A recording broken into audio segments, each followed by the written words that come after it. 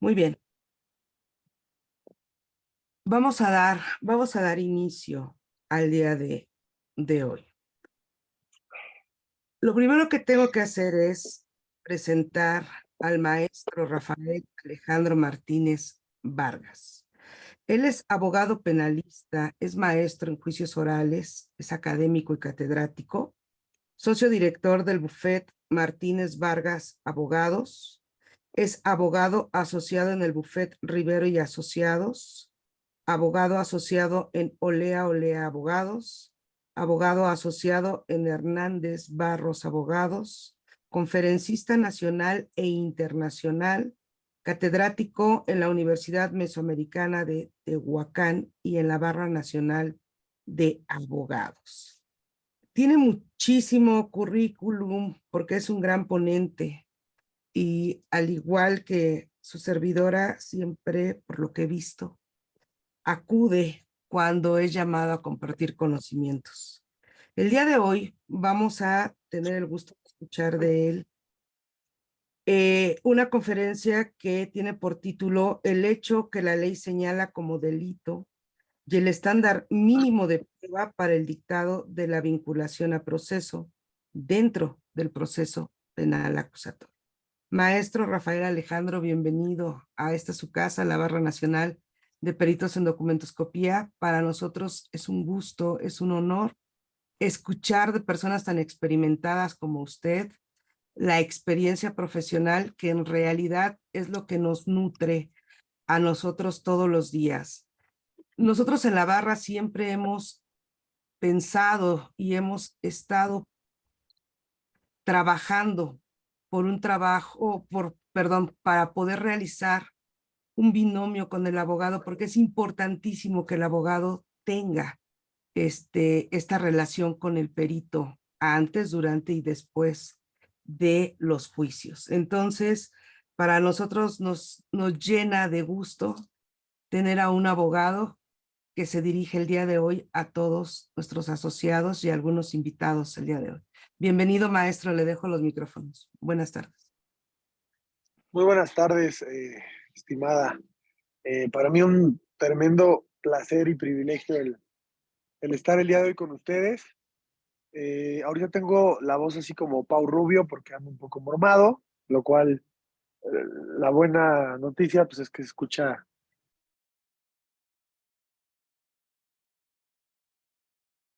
Comentaba que tenía un buen tiempo, no sé, algunos 2 meses, una cosa por el estilo, que no tenía la oportunidad otra vez de impartir una conferencia online. Qué mejor que sea con ustedes. Les he seguido también la pista ya desde hace algún tiempo y he notado, he advertido que muchísimos grandes ponentes han transitado por sus filas, y lo cual pues me llena a mí de un tremendo honor, un privilegio el poder estar hoy en estas filas, el poder compartir un poquito de lo que he aprendido en estos años de trabajo. Y bueno, muy agradecido también con mi amiga Guadalupe Guzmán, que es una amiga que aprecio mucho, que hemos incluso colitigado en diversas ocasiones en algunos asuntos, ella en el ramo familiar, en el ramo civil, y pues su servidor haciendo lo propio en el tema penal. Habiendo dicho lo anterior, vamos a entrar de lleno al tema que nos ocupa, y el tema que nos ocupa pues básicamente es un tema sumamente importante. Creo yo que cuando me dio la oportunidad, eh, la barra, de participar en este foro, cuando tuve a bien, denme un segundo, es que no paro,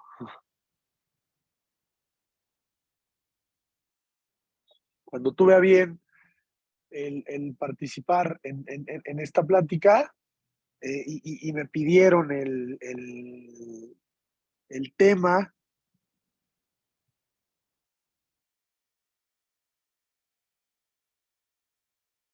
me pidieron el tema, se me ocurrió hablar del hecho que la ley señala como delito y el estándar mínimo de prueba para el dictado de autovinculación a proceso. Si nosotros atendemos a la literalidad del tema que nos ocupa el día de hoy, pues atenderemos a que son dos temas, ¿estamos de acuerdo? Por un lado, el hecho que la ley califica como delito y por otro lado, el estándar mínimo de prueba para vincular a proceso a una persona.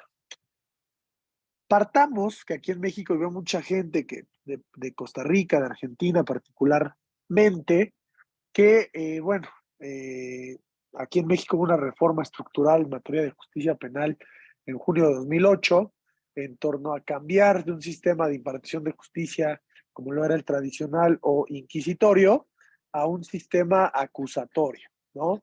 Fue un cambio brutal en el Estado mexicano en gran medida, pues por las prácticas generalizadas que se daban en nuestro país, temas como el arraigo, temas como el Ministerio Público y realmente cómo actuaba el Ministerio Público, cuáles eran las funciones que tenía la gente del Ministerio Público, pues trajeron aparejados con muchísimos temas de impunidad, muchísimos temas de sobrepoblación en las cárceles.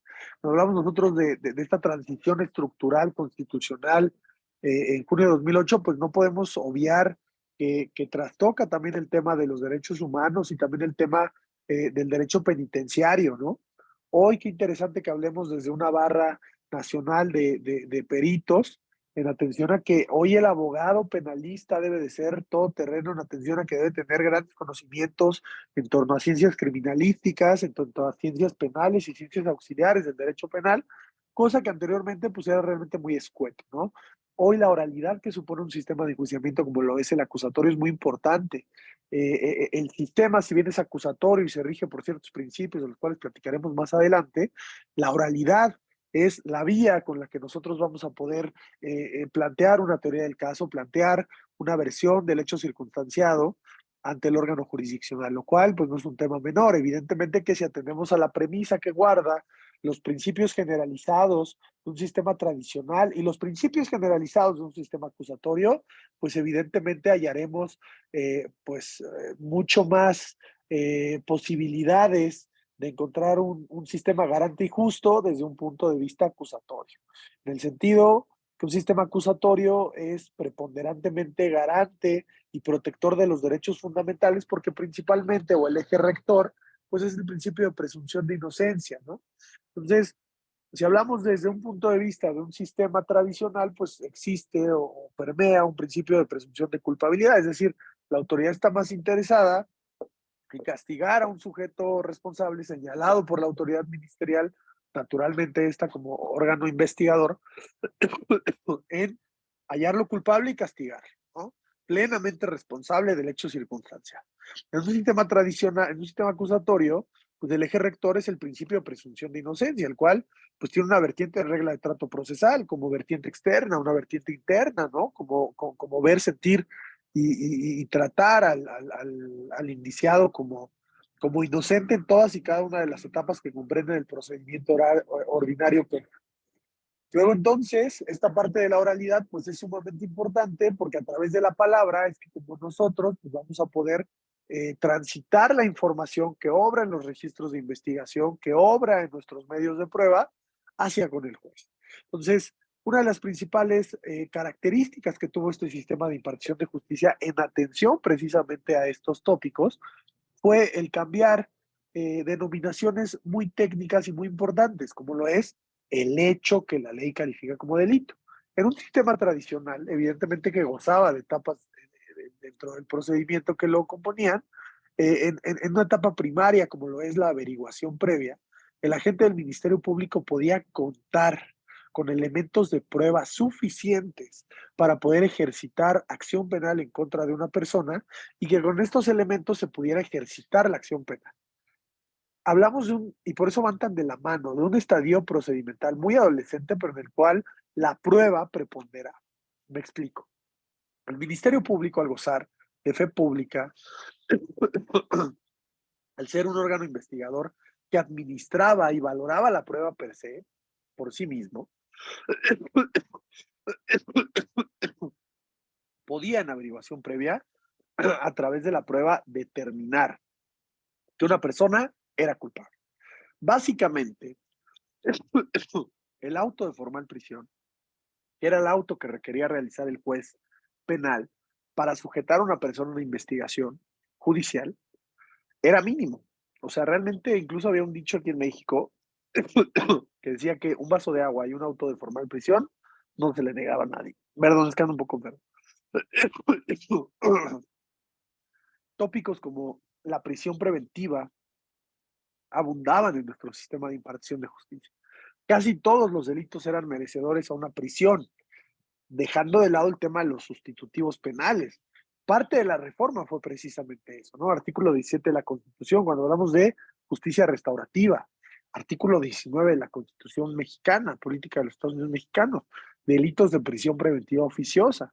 Hoy, desgraciadamente, los que nos dedicamos a esto, nos habremos dado cuenta que ese catálogo del artículo 19 constitucional, coligado con el artículo 157 del Código Nacional de Procedimientos Penales en México, ha ido creciendo, se ha hecho más grande, por un tema de política criminal mal aplicado. Cuando en realidad la prisión preventiva como medida cautelar debe de ser extraordinaria, de última ratio. Última ratio, un principio jurídico penal que debe de ser aplicado a un sistema procesal penal. ¿No? De última ratio, el derecho penal va a actuar. Y de última ratio, la prisión preventiva va a ser impuesta como medida cautelar. Medida cautelar, otro tema también nuevo en el sistema de impartición de justicia. Antes no existían medidas cautelares. Antes se sujetaban a una investigación judicial y en la gran mayoría de los casos se conocía como lo que se conocía como la fianza. Si no alcanzaba la fianza, que eran delitos mínimos los que alcanzaban la fianza, te quedabas con una auto de formal prisión y, desgraciadamente, pues privado de tu libertad, ¿no? Entonces, esa situación, pues evidentemente fue atendida por el Estado mexicano a través de diversas recomendaciones que se dieron y sobre todo también, pues con esta evolución que se dio en toda Latinoamérica de incorporar los sistemas acusatorios y, bueno, fue que se cambió en junio de 2008 y que nos hemos ido adaptando de junio de 2008 para acá. Principalmente fueron 5 estados los que en la República Mexicana fueron implementando el sistema de impartición de justicia acusatorio: Estado de México, Coahuila, Morelos, Puebla. Todos estos estados fueron implementando primero el sistema acusatorio. Hasta 2016 ya fue heteroaplicativo para todas las entidades federativas, lo cual, pues, básicamente acá en México los juicios orales, como burdamente, comúnmente se los conocen, pues son aparentemente nuevos. Estamos hablando de 7 años de su implementación, lo cual pues, nos habla que no es ni siquiera 7 años, en julio se cumplen los 7. Entonces, antes, el Ministerio Público tenía que acreditar el delito, por eso se decía delito. Entonces, se cambia ese paradigma en atención a que se ejercitaba acción penal, se consignaba la averiguación previa con o sin detenido. Si era sin detenido, pues se solicitaba orden de aprehensión, pero acreditando los elementos del tipo penal y acreditando también la probable intervención delictiva del sujeto responsable. Acreditando. Acreditar quiere decir que se colman todos los elementos del delito que se está imputando, tanto objetivos, que son aquellos que nuestros sentidos pueden advertir, que son aquellos que se pueden comprobar mediante el método científico; subjetivos, son los que están en nuestra cabeza, el dolo y la culpa, ¿no? Esos son los que comúnmente bajo las reglas o la visión de la escuela clásica, el subsistema causalista había determinado. Luego llegó Wenzel y estableció un tópico que hoy en día es el que comúnmente conocemos en todos las leyes adjetivas de los diversos estados, incluyendo el mexicano, ¿no? Artículo 405 del Código Nacional de Procedimientos Penales, ¿no? Hablamos de una conducta típica que tiene elementos, pero aún así en aquellos entonces se tenía que acreditar. Acreditar. El Ministerio Público valoraba la prueba, que podía ser una prueba documental, testimonial, el informe policial homologado, una inspección en el lugar de los hechos, y en atención a ello acreditaba los elementos del tipo penal y acreditaba también que fulano lo había cometido. Entonces, desde un estadio procedimental adolescente, en 48 horas ya se acreditaba plenamente tanto el delito como el elemento objetivo del tipo penal o la vertiente objetiva de la mecánica delictiva desde un punto de vista causalista, y el aspecto subjetivo, que era la probable intervención. Entonces, realmente el ejercicio de defensa era muy complicado, porque entre que hoy sigue siendo complicado, porque yo lo digo en muchísimas ocasiones, Ministerio Público, fiscal, necesita en su investigación la intervención pericial de un perito en documentoscopía. Ah, bueno, quiero un oficio a los peritos para que puedan rendir su informe en torno a documentoscopía. O mecánica de hechos o el que se les ocurra. Denme un segundo.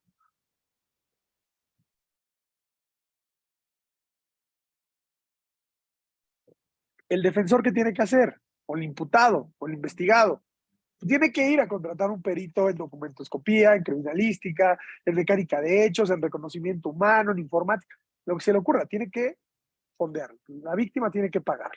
Entonces, es bien complicado. ¿Dónde entonces está aplicado ese principio de contradicción que rige el sistema penal acusatorio? Porque el principio de contradicción, que es el más importante de los principios rectores que rigen el sistema, supone igualdad procesal. Supone que el agente del Ministerio Público y el defensor van a estar en igualdad de condiciones de poder plantearle al juez su teoría del caso. Les voy a platicar lo que me pasó precisamente en atención a este tópico. Tenemos un asunto en el despacho, un asunto complicado por secuestro y homicidio. Primero secuestró, luego mató. Y bueno, nos hablan nosotros, hagan de cuenta, hoy a esta hora, la audiencia era mañana, ya no había mucho que hacer respecto a ofrecer algún dato de prueba o incorporar algún medio de prueba para la inicial. Llegamos a la audiencia, es ahí en el distrito judicial de Chiconautla, en Ecatepec, Estado de México, y llegamos y demás. Llega la gente del Ministerio Público. Oye, ¿usted viene por la 1392? Sí. Ah, ok, pero todavía no nos hablaban, nos hablan, entramos, y nos dice la juez, agente del Ministerio Público, ¿ya le corrió traslado al defensor respecto a los registros? Sí, sí, su señoría. En cuanto lo vi aquí afuera, le corrí traslado. Volteo a la mesa de litigación y la carpeta estaba aquí. O sea, pero sin abrir, así como este documento. Yo realmente ya no hice mucho ruido en él. Su señoría, apelo al deber de lealtad y debida diligencia con el que se tiene que conducir el agente del Ministerio Público y lo culmino a que se conduzca con verdad y lealtad y probidad, ¿no? Artículo 5 del Código Nacional. La atención a que no me corrió traslado, me la dejó ahí y no la he leído. Me evité ese episodio y le dije a la juez, sí, me la acaban de correr, no la he leído, solicito tiempo razonable para imponer.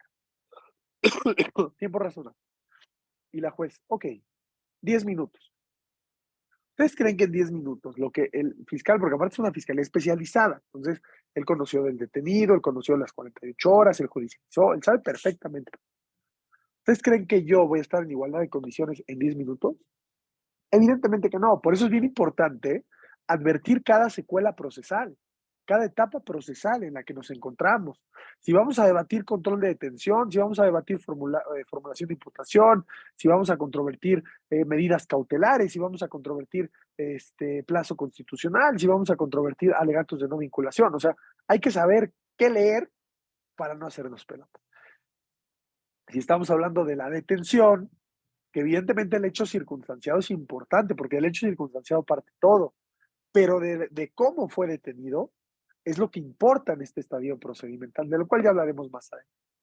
Pero bueno, entonces, en aquellos entonces se acreditaba cuerpo del delito, probable intervención. Hoy en día, precisamente gracias a los esfuerzos de muchísimos estudiosos y conocedores del sistema acusatorio y de derechos humanos, es que se cambió de paradigma. Y ahora hablamos del hecho que la ley señala como delito. ¿Y por qué hablamos del hecho que la ley señala como delito? Porque no podemos hablar de un delito consumado si estamos en una etapa procedimental diversa al juicio oral. ¿Por qué? Porque existe la presunción de inocencia. Y si hablamos de la presunción de inocencia, este derecho humano fundamental procesal va a ser destruido, más allá de toda duda razonable, hasta que un tribunal de enjuiciamiento lo determine así. En ese sentido, para el dictado de la vinculación a proceso, para que una persona pueda ser sujeta a una investigación supervisada por el juez de control, tienen que existir datos mínimos, razonables, suficientes, idóneos y pertinentes que permitan establecer, más no acreditar, que fulano cometió un delito y que muy probablemente lo cometió como autor o partícipe. Entonces, si hablamos de lo que anteriormente requería la gente del Ministerio Público para ejercitar acción penal. dinámica objetiva y dinámica subjetiva, es decir, elementos del tipo penal o elementos del delito y probable intervención, pero en un grado mínimo. Por eso se relaciona tanto tópico A con tópico B, del cual hablaremos o estamos hablando el día de hoy. El hecho que la ley señala como delito con el estándar mínimo de prueba para que nos vinculen a proceso. Entonces, ¿qué es ese hecho que la ley señala como delito? Es el tipo penal. El tipo penal que describió el legislador en la ley sustantiva penal como delito. La conducta que evidentemente es dañosa, que evidentemente es peligrosa, que evidentemente quebranta el status quo y que es digna de ser considerada como un delito. Sin embargo, al hablar del hecho que la ley señala como delito es un hecho probable, un hecho probablemente delictivo, más no un hecho delictivo como tal. Por eso nos van a ver a muchos abogados en las audiencias diciendo, hablando desde el hipotético, el suponiendo sin conceder. No estamos hablando de hechos consumados, porque el estadio procedimental para poder debatir si efectivamente se acredita o no se acredita que se cometió un delito es una etapa de juicio oral. Ahora bien, ¿qué pasa, por ejemplo, cuando existe o pedimos la duplicidad del plazo constitucional o el plazo constitucional? ¿Para qué es esta duplicidad? ¿Para qué es este plazo? Para que la defensa, en ejercicio de defensa, pueda incorporar material de descargo para poder acreditar la inocencia del gobernado. Ahí sí hablaremos de acreditación de una teoría del caso. Ahí sí debatimos la inocencia o la culpabilidad de una persona. ¿Por qué? Porque yo voy a incorporar material de prueba suficiente, idóneo y pertinente para acreditar que mi representado no cometió el delito. Ahí sí. ¿Por qué? Porque lo voy a incorporar a través del interrogatorio, si es que es un testigo, o a través de la incorporación del dato de prueba. Y voy a oralizar el documento o el registro de investigación. Entonces, ahí sí evidentemente que esa ponderación de valoración probatoria sí choca. Yo lo que usualmente digo, cuando incorporo prueba, ya interrogué y incorporé datos de prueba, mi señoría, nada más es valorar el estándar de prueba. La gente del Ministerio Público está solicitando que este órgano resolutor tenga bien vincular a proceso a mi representado con la entrevista de fulano, sultano, perengano, con el dato de prueba tal, con la denuncia de efecto. Este órgano técnico incorporó material probatorio de descargo que tiene mayor valoración probatoria nada más por el hecho que es un medio de prueba, es un testigo que está refiriendo la prueba, un testigo experto o un testigo presencial, por ejemplo, que no tiene que ser experto. Entonces, ahí la ponderación de la prueba, pues, cambia, ¿no? No necesariamente en muchos casos, porque ahí nos metemos en temas de razonabilidad de la prueba. ¿Qué tan razonable es para el juez determinar o valorar lo que está diciendo un testigo? Por eso el estándar mínimo de prueba para la vinculación a proceso tiene que ser bajo la vista de la lógica, las máximas de la experiencia, pero también que sea razonable. Por ejemplo, ¿qué tan razonable podría ser o pudiera ser que en una detención, policía captor Jorge y policía captor Carlos refieren exactamente la misma información? Son copias y pegas la entrevista de Carlos y de Jorge. De entrada podemos advertir que esas prácticas, desgraciadamente, pues se siguen realizando en las diversas fiscalías, al menos en México, y quiero pensar que en Latinoamérica también. ¿Por qué? Pues porque el Ministerio Público usualmente cuando llegan con los detenidos se hacen el acuerdo de retención, e inician la carpeta de investigación y van viendo el registro nacional y cómo supuestamente fue, tal, y van viendo que la flagrancia no está bien cuadrada, ¿no? O que los policías no están bien en tiempo, o que se confunden en el registro nacional y en verdad a qué hora fue, o terrorearon al detenido y lo estuvieron dando vuelta, y lo va corrigiendo. Esas prácticas se dan y tendrían que estar visibilizadas bajo el principio de publicidad, que alguien pudiera constatar qué pasa en las agencias del Ministerio Público.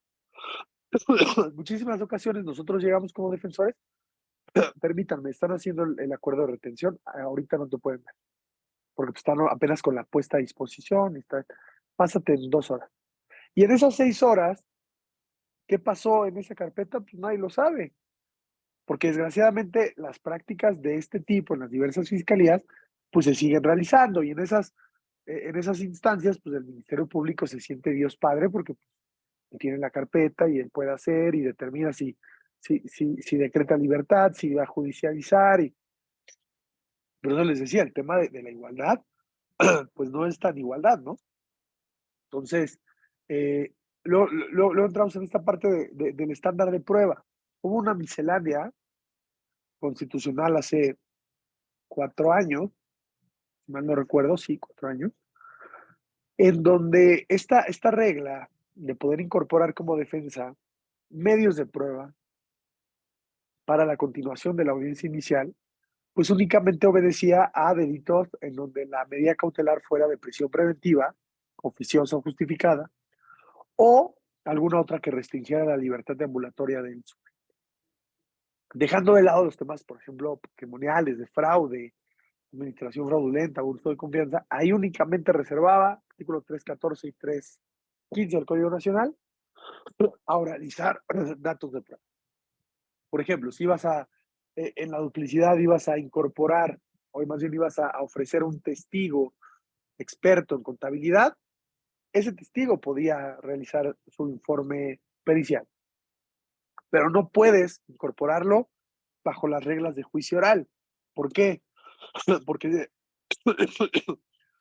se dice que atenta contra el principio de igualdad, principio de contradicción, que dejas en estado de indefensión a la gente del Ministerio Público, lo cual a mí me parece una locura, porque volvemos a insistir, o sea, el Ministerio Público tiene a su cargo, tiene a su, tan sencillo que pedir un informe pericial, tiene atrás a toda una mecánica del jus puniendi de la autoridad, a un cuate que está señalado por X o Y delito, pues tiene a su defensor y punto, se acabó. Entonces, evidentemente que me parece un atropello a los derechos humanos, sin embargo, bueno, pues es un tema netamente estructural en materia de derecho procesal penal. Pero bueno, el artículo 316 del Código Nacional nos habla de los requisitos de fondo y los requisitos de forma para vincular a una persona a proceso.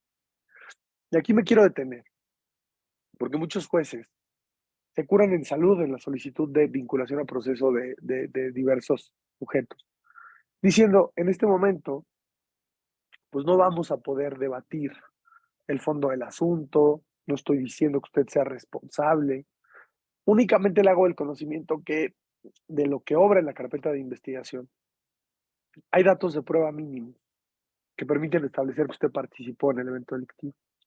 No estoy diciendo que lo cometió, nada más que hay datos. Ya habrá una investigación pormenorizada en donde usted se podrá defender y podrá alegar lo que su defensor crea pertinente y de pronto ya habrá un sobreseimiento, pero ahorita pues ya no es mi perro, yo no lo baño, que sea otro juez, ¿no? Y muchos jueces se curan en salud en las vinculaciones con eso. Sin embargo, pues no atendemos a esta premisa de juzgar bajo la lógica de las máximas de la experiencia, bajo una premisa de razonabilidad de la prueba. ¿Qué tan razonable es que dos sujetos vean lo mismo? ¿Qué tan razonable es que la detención sea tan inverosímil, pero que yo les crea y les solape la retención al Ministerio Público y le califique de legal? ¿Qué tan razonable, qué tan lógico? ¿No? Entonces, ese es un gran problema y lo vemos en los requisitos de fondo que nos habla el artículo 316. En cuanto a que no obre un excluyente de responsabilidad penal dentro de la carpeta de investigación. Y cuando hablamos de excluyente de responsabilidad penal, estamos hablando de elementos negativos del delito. Y si hablamos de excluyentes, puede ser cualquiera de las excluyentes que conocemos, ¿no? Una ausencia de conducta, atipicidad, ausencia de voluntad, causas de justificación, causas de inculpabilidad, es decir, cada una de los elementos integradores del delito. Entonces, sí puede haber una causa de justificación en una etapa inicial, claro que lo podemos alegar, que mató en legítima defensa. Pero si nos toca un juez inquisidor va a decir, bueno, lo mató, pero ahorita no hay prueba en contrario que diga que lo mató en legítima defensa, y en cambio sí hay elementos de cargo mínimos que permiten establecer que sí se cometió el homicidio, porque hay un cuate con un balazo en la cabeza. Oiga, pero pues ya acreditamos que pues, este cuate lo quiso asaltar, no sé. Bueno, pero hasta ahora no ha sido probado porque es únicamente un argumento del defensor. Entonces, esa parte es muy, muy, muy injusta porque permite sujetar a personas que tal vez no tenían que estar sujetos a una investigación pormenorizada o una investigación complementaria a ella, ¿no? No obviar que aquí en México, al menos, para el dictado de la vinculación a proceso, o más bien para lograr una audiencia inicial, una no vinculación a proceso, es muy difícil, precisamente por estas cuestiones. Estamos hablando que de cada 10 audiencias iniciales, probablemente una o dos no se den las vinculaciones a proceso. Usualmente siempre se da la vinculación a proceso. Y cuando ya hablamos de prisión preventiva justificada, pues es otro tema sumamente polémico, porque ya está el ordenamiento constitucional que por marco constitucional te dicen, estos delitos no hay debate en medida cautelar, son de prisión preventiva oficial. Pero aparte viene ya la prisión preventiva justificada, que esto ya más debatible, temas de tentativas y demás, quieren justificar los ministerios públicos que hay necesidad de cautela, ¿no?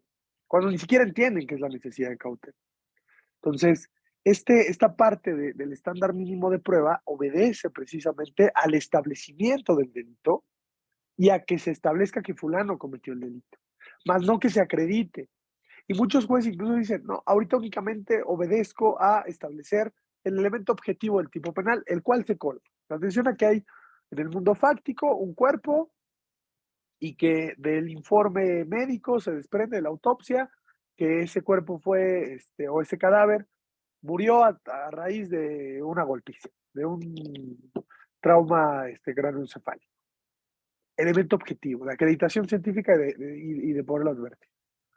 Más no obedece a, bueno, quién lo mató, cómo lo mató, elemento subjetivo, el elemento normativo, circunstancias de tiempo, modo y lugar. No, por supuesto que no. Ahorita no es el estadio, por eso es. ¿No? Únicamente obedezco elementos objetivos. Cuando en realidad el juez de control, para la vinculación a proceso, sí tendría que analizar todos los elementos, no nada más los objetivos. Y creo que esa pugna pues debe de ser por parte de todos los abogados postulantes. Desconozco en las demás latitudes latinoamericanas, me imagino que debe de ser un cáncer parecido, porque al final, pues desgraciadamente Latinoamérica pues comparte casi la mayor parte de los problemas.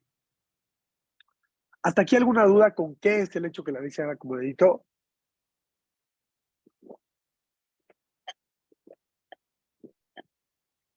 Compañeros, alguna duda que tengan, aprovechen. Y así Creo, descanso mi voz, porque como verán estoy chopomada de la pinche garganta. creo que los tienen anonadados. Perfecto, muchas gracias. Me siento así como Luis Miguel en Viña del Mar cuando estaba dando concierto. No, no es broma. Este, Vamos a hablar un poquito entonces de cómo se da aquí en México el tema de toda la etapa inicial, derivado de este hecho que la dice ya la. Sabemos que para que inicie una carpeta de investigación puede ser a través de dos vías. Que pueda ser a través que inicie una carpeta de investigación con detenido o sin detenido. Cuando hablamos de que existe una carpeta de investigación con detenido, nos remitiremos a los supuestos de flagrancia o caso urgente que prevé la Constitución Política de los Estados Unidos Mexicanos y el Código Nacional de Procedimientos Penales. Concretamente, artículo 16 de la Constitución Política y el artículo 146, 149, 148 del Código Nacional de Procedimientos Penales. Flagrancia. Cuando hablamos de flagrancia, tal y como su nombre lo dice, proviene del latín, concretamente del italiano, infraganti, que seas visto en el momento de estar cometiendo el delito. El artículo 146 del Código Nacional de Procedimientos Penales establece en lo toral que cualquier persona puede ser detenida sin necesidad de una orden jurisdiccional, siempre y cuando sea detenido en flagrancia. Y hay dos supuestos, de visibilidad y de cognoscibilidad. De visibilidad, que es la primera fracción de este artículo, nos habla que la autoridad aprensora detenga al sujeto aparentemente responsable en el momento de estar cometiendo el delito. Juan vio a Pedro que le estaba robando a Juanita y el policía captor lo vio, lo apreció a través de los sentidos y lo detuvo y lo puso a disposición de la gente del Ministerio Público lo antes posible, evidentemente leyéndole sus derechos y todo. Segunda fracción del artículo 146. También es de visibilidad, pero de manera diversa. Que el sujeto sea detenido inmediatamente después de haber cometido el delito en virtud de que fue perseguido material ininterrumpidamente.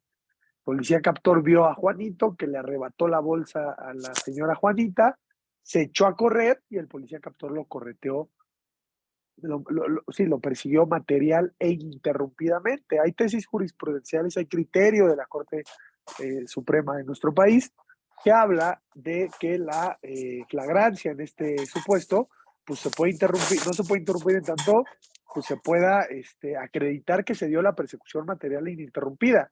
Hay jurisprudencia que establece que hasta pueden ser 2, 3 días, siempre y cuando se pueda acreditar por parte de la autoridad captora que no cesaron los actos materiales e ininterrumpidos de persecución por el C4, por el internet, que no se le perdió de vista, o sea, que sea acreditado. Está 3 días para que se pueda dar esta circunstancia. Y el inciso B de esta segunda fracción es el famoso señalamiento, lo que anteriormente en el sistema tradicional se conocía como la cuasi flagrancia. Acá ya no hablamos de que seas visto, ya no hablamos de que seas visto y perseguido a lo lejos. Ya hablamos de que una persona llegue y te señale como autor o partícipe de un evento delictivo. Dice este inciso B del diverso 146, perdón, este inciso B, el segundo, de la segunda fracción del diverso 146, que quien pueda hacer el señalamiento puede ser una víctima, puede ser un ofendido, puede ser un testigo, puede ser un partícipe, puede ser una autoridad, o sea, puede ser cualquiera que te haga el señalamiento. Hace poco en nuestro país, y son prácticas que se llegan a dar mucho, en el metro de la ciudad había un grupo delictivo que, conformado por mujeres, que se encargaba de extorsionar a diversos hombres, diciendo que las tocaban o trataban ahí de abusar de ellas.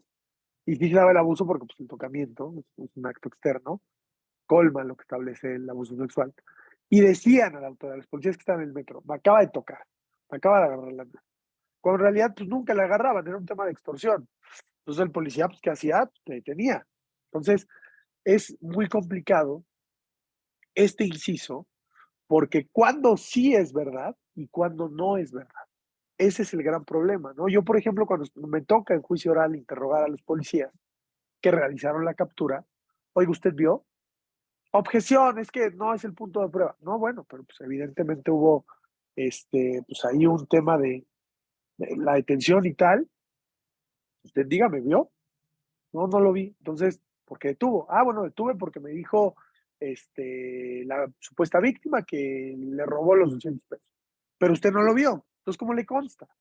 Entonces, es un gran problema esta fracción porque obedece a muchísimos intereses mezquinos de supuestas víctimas y también de muchísimos policías y fiscalías, ¿no? Entonces, así es como inicia una carpeta de investigación con detenido.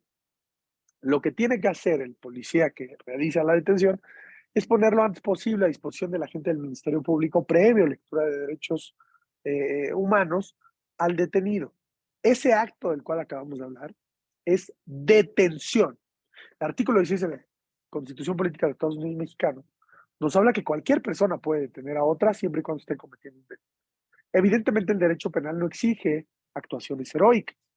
A la maestra Carmen, a su servidor, a David Donovan, a Mirna Hope, pues no nos exige la autoridad jurídico penal que tengamos que detener a un fulano que está cometiendo un delito.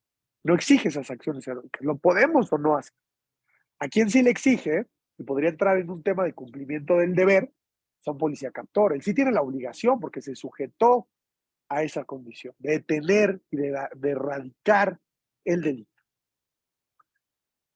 Retención es una cuestión, un acto de autoridad distinto. ¿Quién retiene? El agente del Ministerio Público.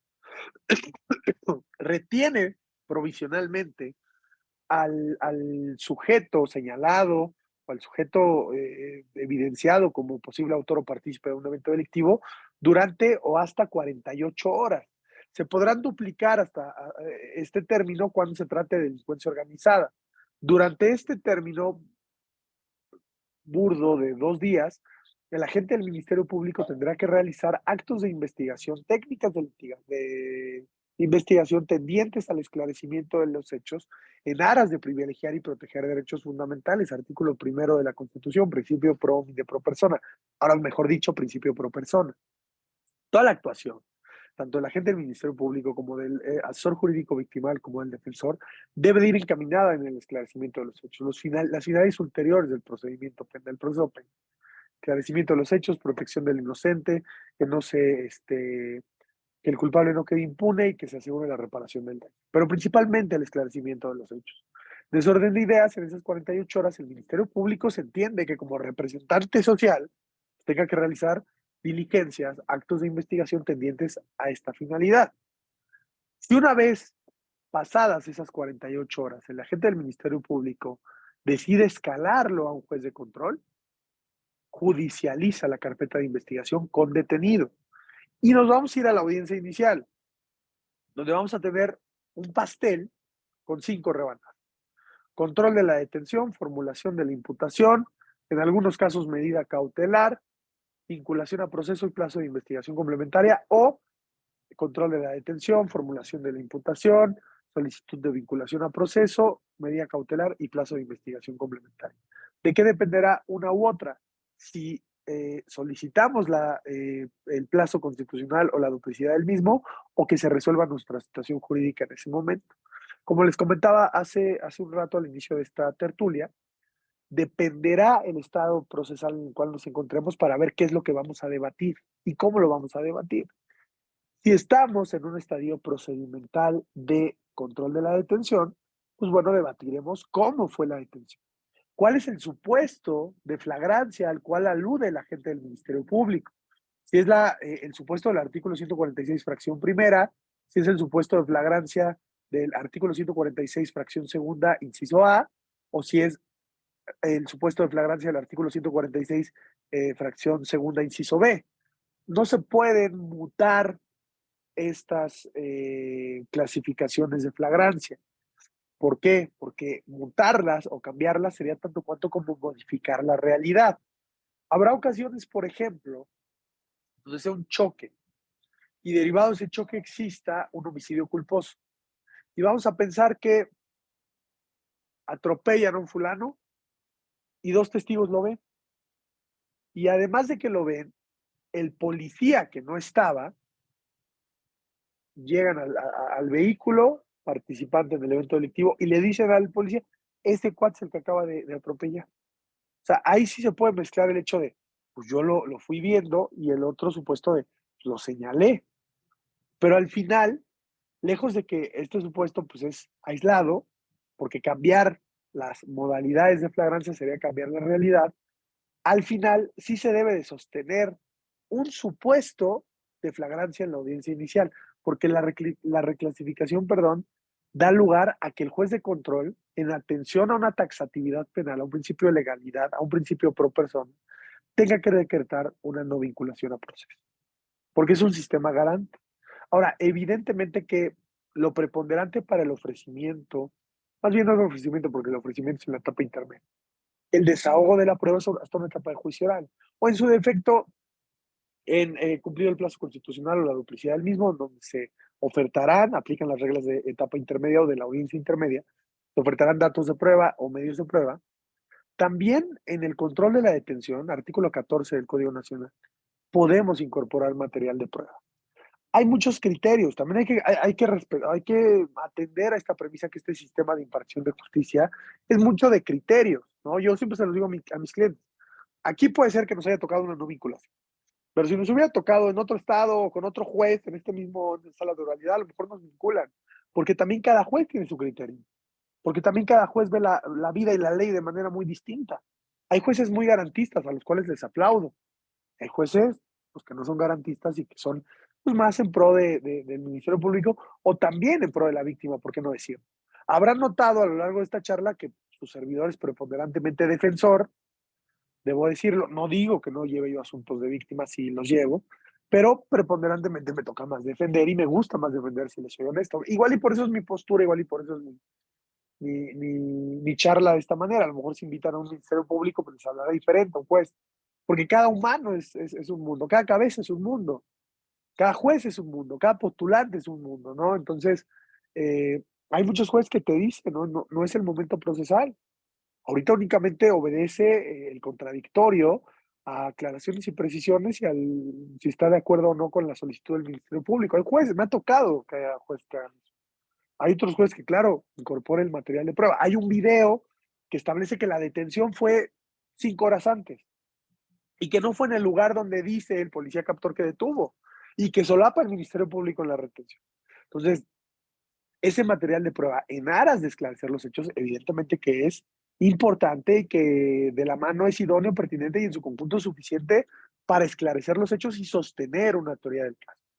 Pero con independencia del hecho circunstanciado. El hecho circunstanciado es el hecho que la ley señala como delito y que se dio en el mundo fáctico. Ese es el hecho penalmente circunstanciado. Con independencia que no lo tocamos tanto, porque lo que sí tocamos es cómo fue la detención. ¿Fue legal? ¿Cuál es el supuesto de flagrancia? ¿Qué dice el policía A? ¿Qué dice el policía B? ¿Es lógico, es razonable lo que están, como están enunciando el agente del Ministerio Público su solicitud de calificar de legal la detención? Porque él ya calificó la detención, artículo 149 del Código Nacional de Procedimientos Penales en México. Él ya calificó preliminarmente la detención, ya calificó el trabajo del agente captor, ya determinó que sí cumple con, a su criterio, los requisitos del 146, del 149 y del 16 constitucional, para que entonces él pueda, ¿qué? Retener. Por eso cuando nosotros apelamos al contradictorio respecto a la calificación de legal o no legal la detención, hablamos de detención y de retención, que son actos de autoridad distintos. Detener, policía captor, preponderantemente hablando. O bien, por supuesto que considero bien llamar al perito, déjame ver en qué perito, en qué, porque no, a ver. Ay, para otra la hacemos presencial, ¿no? Porque soy medio bruto con los medios. A ver, ¿considera buena estrategia llamar al perito a la audiencia de vinculación? ¿Es mejor? No, por supuesto que hay que llamarlo, porque tú vas a cobrar más si lo sacas ahí. Perdón que se los diga así, pero la cobranza es una parte bien importante y que en la universidad no nos enseñan. Y que muchas veces los despachos donde trabajamos tampoco nos enseñan. Entonces, la idea, mi estimado, es apagar el fuego lo antes posible. ¿Por qué esperarte hasta el juicio? De una vez llamar. Y es lo interesante, o sea, tú solicitas, y ahorita vamos a hablar de esa parte, quiero terminar con tema de control de la detención y de entender, detención, policía captor o alguna persona, obligación del policía captor, retención, agente del Ministerio Público. Y ya en audiencia, en esta primera rebanada, que es control de la legalidad de la detención, el Ministerio Público solicita al juez de control que la califique de legal en atención a que cumple con los parámetros, tanto de la convencionalidad, ¿no? Como también de lo que establece la Constitución y el Código Nacional, artículo 16 y 146. Nosotros como defensores lo que vamos a buscar, apelando al contradictorio, es que no se califique de legal en atención a que no fue la detención, como plantea el Ministerio Público. Defensa activa positiva. O sembrar la duda razonable en atención a que de los registros de investigación, de los indicios que le está exponiendo la gente del Ministerio Público a efecto de que sean considerados como datos de prueba por el órgano jurisdiccional, no resulta lógico, no resulta razonable, no resulta concatenado lo que establece el policía fulano y el policía sultano. No resulta lógico pensar que a 100 metros van a poder advertir dos fulanos, dos policías que con independencia de que sean adiestrados no tienen vista de águila, el intercambio de una bolsita Ziploc con material verde. A 100 metros, los dos policías, uno de 50 años con lentes y otro de 32 sin lentes, van a apreciar lo mismo. Es ilógico pensar eso. La lógica, la razonabilidad de ese indicio, valga la redundancia, no es razonable ni lógico. No es humanamente posible que un fulano a 100 metros pueda advertir un intercambio de esta naturaleza. Tendría que ser Superman, ¿estamos de acuerdo? Entonces, eso es lo que se debate en el control de la legalidad de la detención. ¿Hasta el momento alguna duda? ¿Alguna duda que tengan, compañeros? Aquí hay una. Naranjas. Aquí dice, Hacia. considera el compañero Sergio Canto de Yucatán. Dice, considera buena estrategia llamar al perito a la audiencia de vinculación o es mejor esperar a la audiencia de juicio oral? Creo que ya la había contestado, pero la vamos a volver a contestar. Considero que hay que llamarlo de una vez, pero ¿cómo lo vas a llamar? Me voy a adelantar un poco. Después de control de la detención, nos vamos a formulación de la imputación. ¿Qué es la formulación de la imputación? Ahorita te voy a contestar, mi estimado Sergio. La formulación de la imputación es una comunicación del agente del Ministerio Público en presencia del juez ante el imputado y su defensor. Ahora sí, imputado, ¿eh? Durante el plazo de las 48 horas, o si es una carpeta de investigación sin detenido, le tendremos que llamar investigado. No ha sido formalmente imputado porque no le han formulado imputación. Acá sí, aquí ya le están formulando imputación. Entonces ya es imputado. En ese momento se nos comunica los datos o los indicios de prueba de cargo que obran en nuestra contra. ¿De qué va la investigación? ¿Cuál es el delito? ¿Quién lo acusa? La clasificación jurídica y enuncia los datos de prueba, ¿no? Datos de prueba como el informe policial homologado de fecha tal, el otro informe policial homologado, la entrevista ministerial del policía, la denuncia del policía, la cadena de custodia, los indicios que se encontraron y el hecho circunstanciado. El día 18 de marzo del 2022 se encontraba circulando la patrulla número tal cuando se percató que fulano, quien hoy sabemos que se llama Rigo Tobar, estaba desapoderando a fulanita de tal de sus pertenencias, razón por la cual decidimos hacer la intervención. Eso básicamente es la formulación de imputación. Yo te digo cuáles son los cargos, cuál es la clasificación jurídica y cuál es el hecho circunstanciado. Nosotros, ¿qué podemos hacer? Aclarar y precisar. Acá el contradictorio no versa sobre un alegato. No, muchos abogados. No, señoría, es que el hecho que la hiciera como delito no puede ser lógico, que haya sido como dice la gente. Espérame, papi, ahorita no es el momento. Ahorita aclaras y precisas, cabrón. Que me aclare la gente del Ministerio Público la hora en que supuestamente refiere que mi detenido, que mi representado fue tal hora. Claro que sí. Que aclare y que me pueda aclarar la gente del Ministerio Público cuál es el supuesto de flagrancia, cuál es la alusión, cuál es su clasificación jurídica de acuerdo a lo que establece el artículo 140. Tal. Que aclare la gente del Ministerio Público cuál es la clasificación jurídico preliminar que está haciendo de mi representado respecto al hecho que realiza narcodelito, fraude o X delito, robo agravado. Que aclare y precise a la gente del Ministerio Público el por qué está realizando esa clasificación jurídico preliminar. O sea, así se controvierte en aclaraciones y precisiones. No se alega, sino que aclare, le interrogas al Ministerio Público el por qué te está fundando determinada cuestión. Cuando ya se formula la imputación,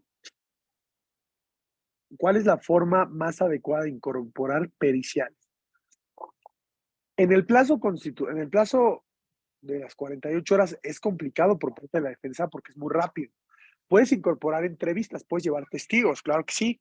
O, iniciada la audiencia, realizas tus entrevistas particulares de determinados testigos y se las das al auxiliar de sala y a la gente del Ministerio Público para que las puedas oralizar en su momento. O, y aquí voy, cuando aclaras y precisas, termina. ¿Quiere usted declarar? No quiero declarar. Regla como general, ¿no? Que no declaremos. Habrá ocasiones en que sea bueno que declaremos, pero casi siempre no declara. ¿Cuándo quiere que se resuelva su situación jurídica? ¿En esta audiencia? ¿En 3 días o en 6 días? Consúltelo con su abogado. Si nos vamos a los 3 días o a los 6 días, que es el plazo o la duplicidad del mismo, constitucionalmente hablando, entramos a debate de medida cautelar. Porque se dice que no se puede quedar sin medida cautelar. Entonces, ya el Ministerio Público se calificó legal, se formuló imputación, se solicitó vinculación a proceso, y ya que se solicitó vinculación a proceso, ¿cuándo quiere que se resuelva? ¿Hoy, de 3 días? No, pues en 6. Ah, perfecto. ¿Alguna otra petición, agente? Solicito entrar a debate respecto a la imposición de régimen cautelar. Y ahí te piden la prisión preventiva justificada. Y tienes que atender a la premisa de necesidad de cautela. Riesgos procesales. Artículo 182 del Código Nacional. 3 fracciones. Riesgos personales, que el cual se pueda sustraer, que se desprenda de los registros de investigación, que no tiene un asiento en el lugar donde va a ser juzgado, o que tiene una facilidad simple de poderse sustraer, que puede obstaculizar el proceso, que tuvo una actitud negativa después del evento delictivo, que mintió en cuanto a su información de localización o notificación, que puede ser un riesgo en contra de las víctimas o testigos o bien de la comunidad. Estos son los riesgos procesales traducidos en necesidad de cautela que deben de ser ponderados primero por el agente del Ministerio Público y posteriormente por el órgano jurisdiccional bajo la premisa de un test de proporcionalidad. El órgano jurisdiccional hace un test de proporcionalidad en cuanto al riesgo de sustracción, en cuanto a la peligrosidad del sujeto, en cuanto al riesgo que supone para la investigación del sujeto. Tiene que hacer un juicio de valoración, un test de ponderación, para poder imponer una, dos o ninguna medida cautelar. Ahorita no recuerdo el artículo, pero seguro será entre el 150 y 160 del Código Nacional, que el órgano jurisdiccional podrá o no podrá imponer una medida cautelar. Es decir, es una fracción, es una cuestión discrecional del órgano jurisdiccional, de que si puedo o no puedo, siempre y cuando se advierta necesidad de cautela, riesgo procesal. Por eso es bien importante cuando nosotros no hablamos de prisión preventiva oficiosa, hablar precisamente de esta parte, del tema de ¿hay riesgo procesal o no? Porque la medida cautelar sirve para poder asegurar la presencia del imputado durante lo que dure el proceso, proteger víctimas, testigos o comunidad y no obstaculizar el procedimiento. Y si tu representado no representa, valga la redundancia, riesgo procesal de sustracción contra la víctima, contra la comunidad o contra el procedimiento, no se tendrá que imponer medida cautelar. Por eso nos peleamos tanto cuando piden prisión preventiva justificada. ¿Por qué? Porque esta prisión preventiva justificada es de última ratio. Cuando otras no alcancen, bueno, la prisión. ¿Por qué? Porque este sistema de enjuiciamiento está diseñado para que los procesos sean llevados en libertad, no para que sean sujetos las personas a procesos dentro de prisión. Luego entonces, prisión preventiva justificada, la cual a mí me parece sumamente aberrante, pues tendría que no existir, ¿no? Pero bueno, llegamos ya a los alegatos de no vinculación. A propósito de lo que acaba de preguntar, la forma más adecuada. Cuando ya decidimos que son los 6 días, la duplicidad del plazo, pedimos el auxilio judicial, vamos a pensar para algunos videos del lugar de los hechos. Solicito, su señoría, que a través del conducto de este órgano jurisdiccional, mediante el auxilio judicial, pueda a través de su conducto girar oficio a la gasolinería ubicada en tal dirección, Pandora, esquina, tal, para que el apoderado legal de dicha jurídica pueda proporcionar a este órgano jurisdiccional a la brevedad posible los videos, los registros de videograbación de la fecha tal, de la hora tal a la hora tal. Ello en aras de que se pueda establecer el hecho penalmente relevante por el Estado que se está investigando ante este órgano jurisdiccional, ¿no? Pero vamos a pensar que esos videos los vamos a incorporar a través de un perito en informática y otro perito en reconocimiento humano. Y hay 2 testigos presenciales del hecho. Ok. Su señoría, le informo que en cuestión de un secreto respecto a la teoría del caso, me reservo la posibilidad de poderle exponer qué órganos de prueba se van a incorporar en la audiencia próxima inicial. Ya que estamos en la audiencia inicial, aplican las reglas de etapa intermedia, es decir, tú tienes que fundar la idoneidad y justificar la pertinencia de los medios de prueba. Bueno, señoría, justifico la idoneidad y pertinencia del órgano de prueba señalado número 1 como Rafael Pérez, en atención a que es un testigo presencial. Es idóneo, su señoría, en atención a que se encontraba en el lugar de los hechos.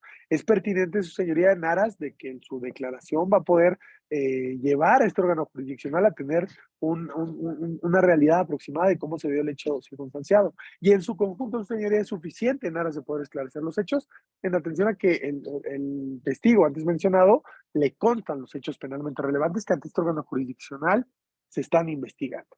Ahora bien, señoría, en cuanto al perito en informática tal, es idóneo, señoría, en cuanto que es un testigo experto que a través de la técnica y la expertise nos va a poder establecer el contenido del video tal, ¿no?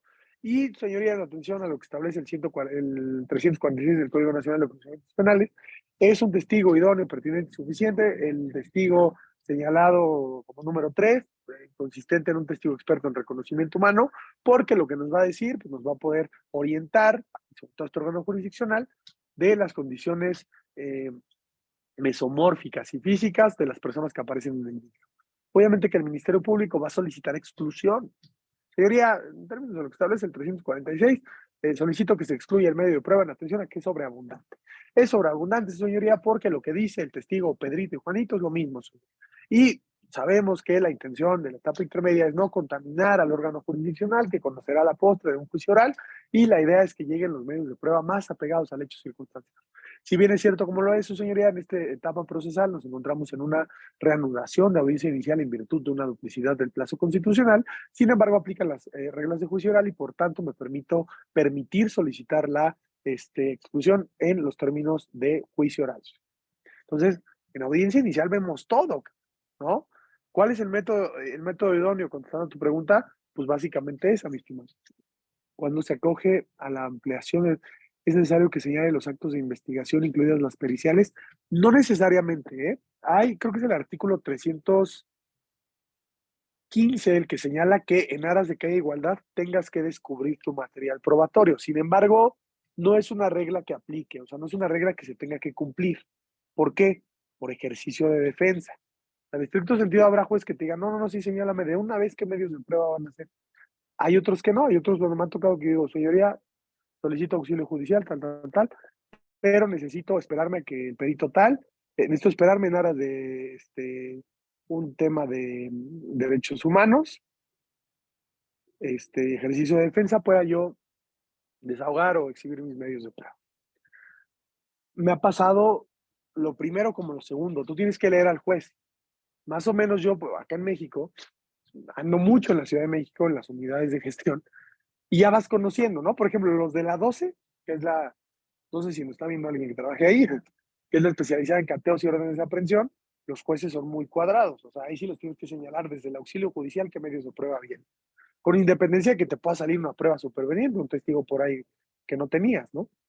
Pero dependerá, no es una regla, pero dependerá. Ya que te admiten, te excluyen los medios de prueba, ahora sí interrogar. Entonces, en audiencia inicial o a incorporar material de prueba, igual un dato de prueba. En audiencia inicial, por eso ves de todo, absolutamente de todo, porque ves es un tema de control de detención, formulación de imputación, ofrecimiento de medios de prueba, desahogo de los mismos e interrogatorio como en el juicio oral. Por eso es bien interesante su parte. Eh, Posteriormente, ya que desahogamos los medios de prueba, ya se solicitó por parte de la gente del Ministerio Público la solicitud de vinculación a proceso. Ahora nos tocará alegar la no vinculación a proceso. Y ahí nos vamos al tema toral que nos tiene en esta charla, el estándar mínimo de prueba. Si bien es cierto, como lo dice su señoría, existe un estándar mínimo de prueba que rige el sistema penal acusatorio y que permite a la gente del Ministerio Público solicitar una vinculación a proceso con un estándar mínimo, es decir, que se establezca más no que se acredite el elemento objetivo, subjetivo, normativo del tipo penal atribuido en tiempo, modo y lugar a mi representado, así como que mi representado participe. Si bien es cierto esa premisa, señora, también lo es que debe de ser bajo una lógica y máxima de la experiencia advertida por este órgano jurisdiccional y que debe de ser bajo la óptica de una razonabilidad y lógica de la prueba. En ese orden de ideas, pensemos en que si desahogamos testigos, podemos advertir una ponderación de la prueba, ¿no? Existe un registro, existe un dato de prueba, existe un medio de prueba, existe la prueba. La gente del Ministerio Público solicitó en su solicitud de solicitud de vinculación a proceso con un dato de prueba, con diversos datos de prueba. Este órgano técnico desahogó ante este órgano jurisdiccional la prueba en sí. Hay una atención a que a través del examen directo que se realizó a los diversos testigos se pudo obtener la prueba, de la cual se obtuvo prueba circunstancial, prueba presencial y prueba científica. Es decir, un testigo experto refirió el por qué el hecho circunstanciado que la gente del Ministerio Público pretende atribuir en tiempo, modo y lugar a mi representado no pudo haber acontecido. Razón por la cual, señoría, apelando al contradictorio, solicitamos dicte una no vinculación a proceso a mi representado. Fin de la historia, ¿no? ¿Tiene alguna duda? Creo que no, ¿verdad? No, no, al parecer ya no hay. Qué bueno. Pues bueno, por mi parte, sería todo. Espero haya sido de su agrado esta plática.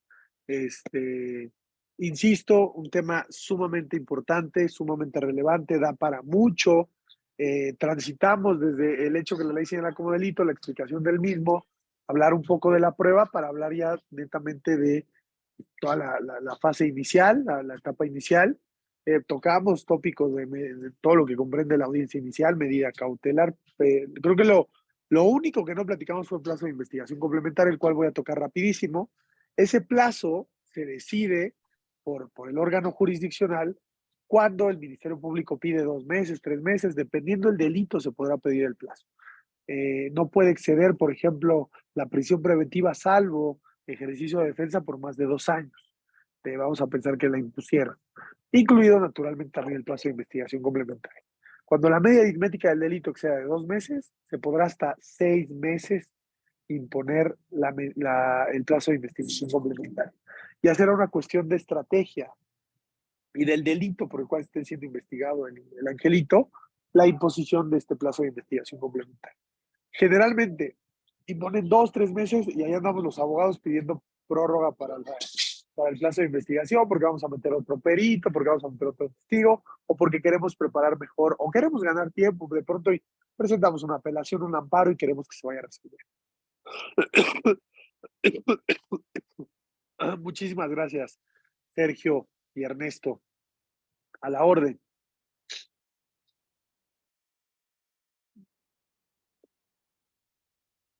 Ay, qué bonito está, ¿eh? Está muy padre todo el diploma. Ya tiene activado Qué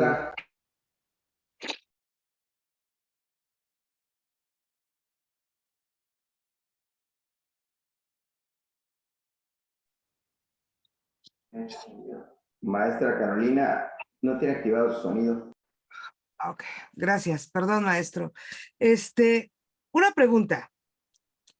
A diferencia de el proceso anterior a este nuevo proceso penal acusatorio, ¿cómo ha cambiado el actuar de los peritos? ¿Cómo es la función de un perito al momento de una audiencia? Eso me gustaría, si nos lo puede platicar para los compañeros que vamos iniciando en esta carrera de perito. Yo siempre les he comentado que es muchísimo más activo porque ya no es como antes.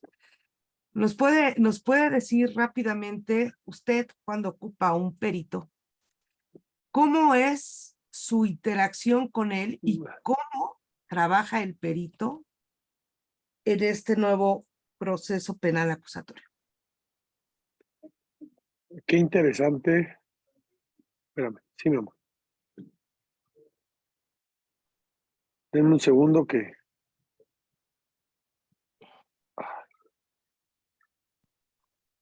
Ya, es que no descanso.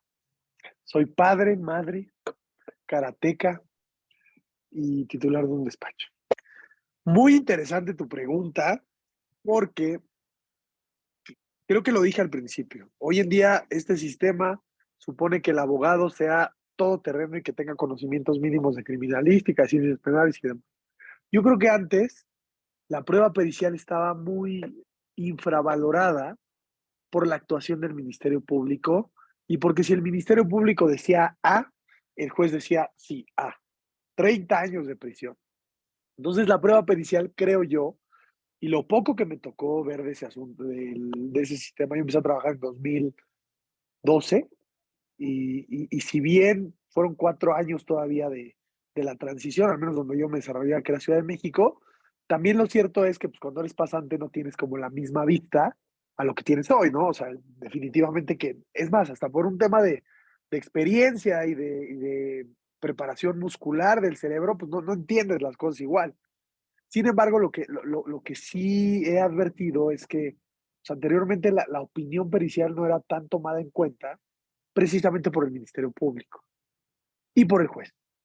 Hoy en día, un perito puede ser crucial en un procedimiento. O sea, un perito chingón te puede ganar un juicio. O sea, un cuate, y fregón no tan solo en el tema del lápiz, de su informe y luego dictamen, sino que además tenga destreza a la hora del interrogatorio.